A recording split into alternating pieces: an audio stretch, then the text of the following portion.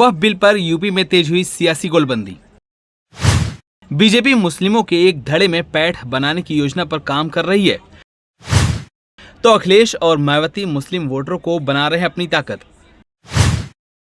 जहां एक तरफ मायावती ने वक्फ बिल पर नहीं दी अपनी सहमति, वहीं अखिलेश यादव ने बीजेपी की नीयत बताई खराब।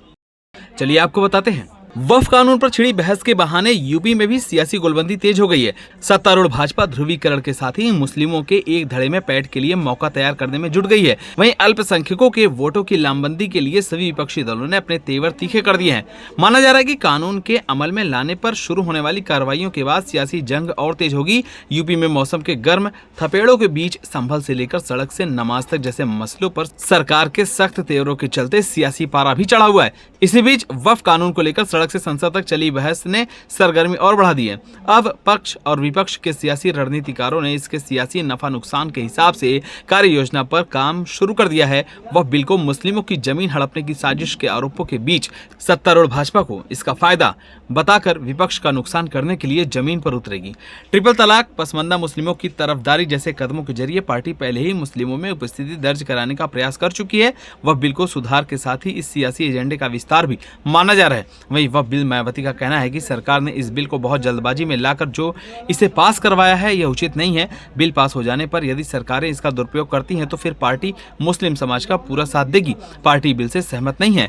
पार्टी अल्पसंख्यक मोर्चे के जरिए मुस्लिम बस्तियों, खासकर पिछड़े गरीब मुस्लिमों के जरिए यह समझाने में जुटेगी कि वक्फ बोर्ड के जरिए पहले उनका हक मारा जा रहा था। इन सुधारों से उनकी भागीदारी बढ़ेगी और उनके हक की आवाज बुलंद होगी। इसके लिए यूपी में पार्टी ने 3 सदस्यीय कमेटी बनाई है। केंद्रीय नेतृत्व प्रदेशों के साथ कार्यशालाएं आयोजित कर इसके लिए जमीनी अभियानों की दिशा और दशा भी तय कर रहा है। वहीं दूसरी तरफ अखिलेश यादव का कहना है कि वक्फ बिल के पीछे की न तो नीति सही है और न ही नीयत। इस सरकार ने पहले पीडीए का मान सम्मान छीना, फिर नौकरियों में आरक्षण छीना और अब उसकी नजर पीडीए समाज की जमीनों पर है। पीडीए समाज भाजपा का अहंकार तोड़ेगा। सूत्रों का यह भी कहना है कि सपा इस मुद्दे पर संयमित आक्रामकता की रणनीति पर भी आगे बढ़ेगी। वहीं तमाम कोशिशों के बाद भी अल्पसंख्यकों को पाले में करने में असफल रही बसपा भी वक्फ बिल पर सशर्त विरोध कर रही है।